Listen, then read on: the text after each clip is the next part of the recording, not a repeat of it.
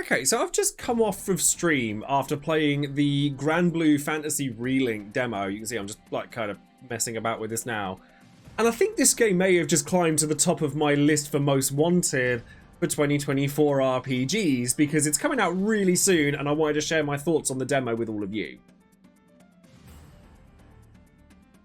So for those of you who haven't tried it or know anything about Granblue Fantasy, the demo is live on PlayStation 4 and 5 right now, and it's being released in the next couple of weeks for PS4 and 5, PC and Xbox.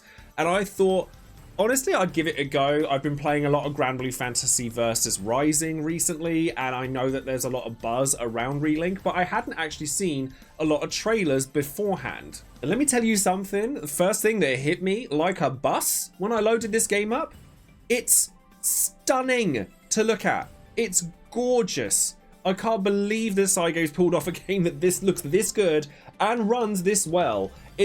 I don't typically go for like the anime style of game, like not normally, or it's not a draw point for me, but the game looks so beautiful that I couldn't not look at it. Like, you know, it really did get that anime feel correct, much like Versus Rising does. So I'm starting to really enjoy just the world of Granblue Fantasy, even though its origin point as a gacha game, A, never came out over here, and B, is not a game I would play. There's so much present in just these two games, and I've only played the demo for this one, that I'm really quite invested. So Granblue Fantasy Relink is a JRPG action hybrid that has multiplayer properties much like Monster Hunter, in that you've come together to fight large bosses to farm materials for you to use on weapons and gear. But there's also an extensive story mode in there, and I'll read you the synopsis of the story from the Steam page. So Granblue Fantasy takes place in the Sky Realm, a world where myriad islands float in a great blue expanse. Take your role as captain of a skyfaring crew joined by a scrappy little dragon named Vern and a young girl with mysterious powers named Lyria. Together you sail with a colourful cast of crewmates, including kings and misfits alike, for Estalucia, a fabled island beyond the end of the skies. In the Zega Grande Skydom, islands are guarded by powerful creatures known as primal beasts, and winds carry tales of a secretive organisation known as the Church of Avia. Unveil a web of intrigue reaching far beyond the borders of Zega Grande and engage in a battle for the fate of the Sky Realm itself. So the characters in Granblue Fantasy are a big part of the reason that I've come to really enjoy the world. I learnt about them a lot by playing a lot of Granblue Fantasy versus Rising, which is the fighting game version of the Granblue world. And there's a lot of really likable characters in there. I can already tell from playing the demo which characters are going to be popular quickly, but there's 10 characters available in the demo and I got to play all of them. I went through each of the quests with all of them. You play as the main character, of which you have a male and female variant, which are known as Gran and Jita in the fighting game, and I assume it's just their default names, but they are really enjoyable. And honestly, the best way I could describe how I felt about while I was playing it is it gave me Monster Hunter meets Star Ocean with a dash of Kingdom Hearts. So the demo comes in 3 parts. You get a tutorial, you get a bit of story, and you get some quests. So in the tutorial, it teaches you the mechanics of the game, which are really pleasant and simple. You have a square light attack button and a triangle unique attack button, which do different things depending on which characters you're playing. But in the tutorial and the story, you are locked to playing the main character. Get various different effects depending on when you press the triangle button. So similar to like a Muso or Warriors game, but you also have skills that you hold R1 and you press either square, triangle, circle, or X, and you unleash different skills. So Gran has a projectile, a dash attack, a healing move, and a status that gives him more attack. So these all work on cooldowns, like an MMORPG kind of would. And they all just work. Like, the attacks felt punchy, they were simple, but they were effective. You also get link attacks, which you can chain attacks with your party members, and this works in the multiplayer aspect as well, which leads to some really interesting coordination kind of tactics, where if you all do them at the same time, you slow down time, get increased damage. You also get skybound attacks, which are like supers, and those can also be linked with your party members. So if you keep an eye on how much of the gauge is full for each of your party members, you can do almost like a Final Fantasy XII quickening sequence that ends in a concurrence if all of you join in with it, getting an additional attack at the end. Like I said, it's all really simple, but it all works beautifully and it looks stunning doing it. There are also like accessibility options as well. You have an assist mode or a full assist mode. I didn't try those in the demo. I will do at some point, but I'd be curious to know if any of you have tried these, because it automates a lot of the processes. So full assist mode claims that it makes all actions you perform automatic, which makes me wonder, well, what kind of game are you playing at that point and how effective is the AI at doing that? But I would be keen to explore it further as time goes on. So in the story portion of the demo, I was given some cutscenes. There were some characters that I recognized from Versus Rising, like Catalina, Gran himself, obviously. And there were some that I didn't recognize, like Io, who is the kind of mage of the party. I'd not recognized her before.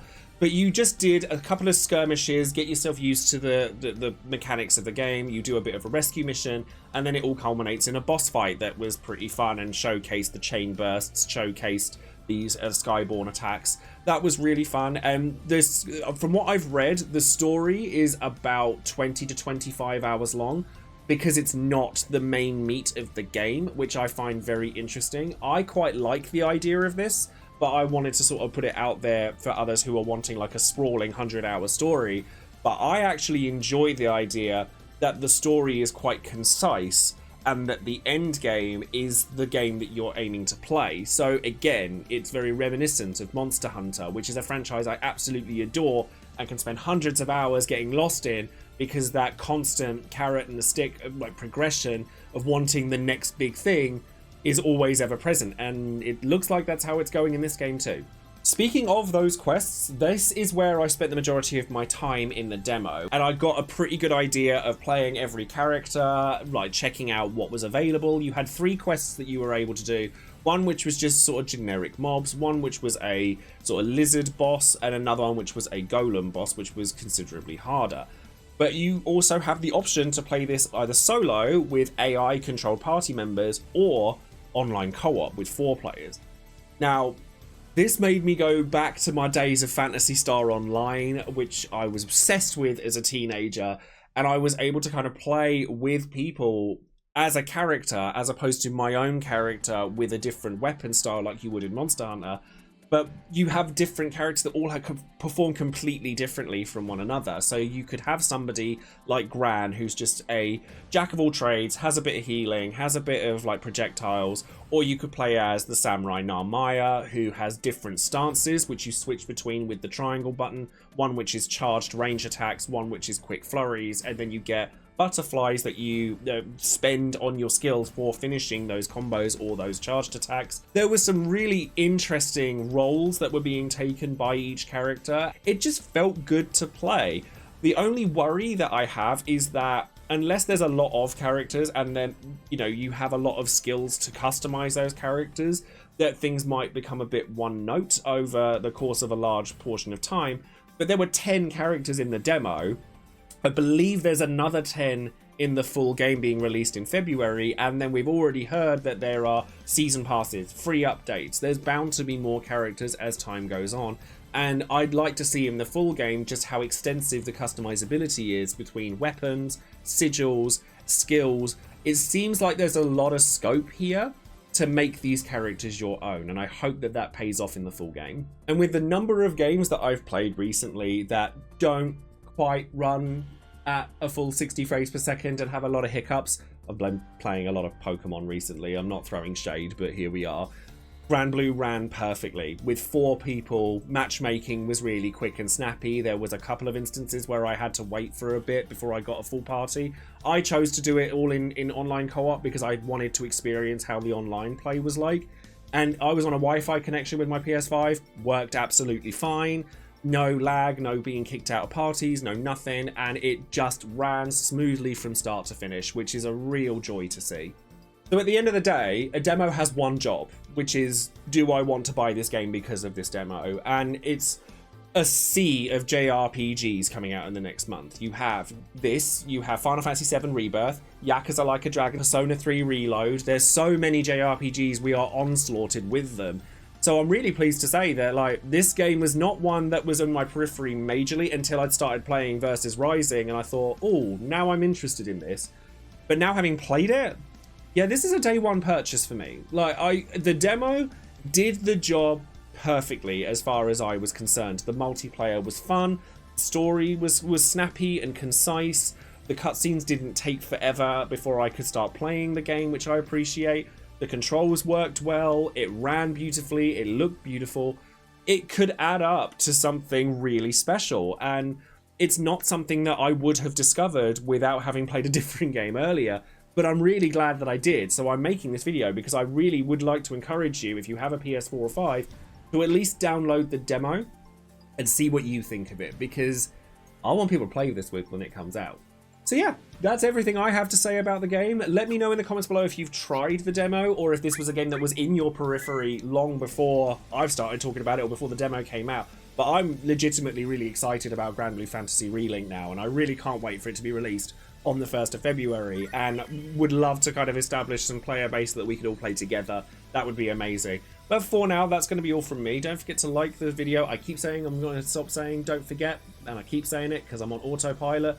If you enjoyed this content, please do consider hitting the like button and following the content for more on Granblue Fantasy Versus, Final Fantasy VII Rebirth, and all sorts of other games that I'm looking at playing in the future. Like I said, been playing a lot of Pokemon and a lot of Monster Hunter recently, so there's lots of scope there for what sort of things we might enjoy together.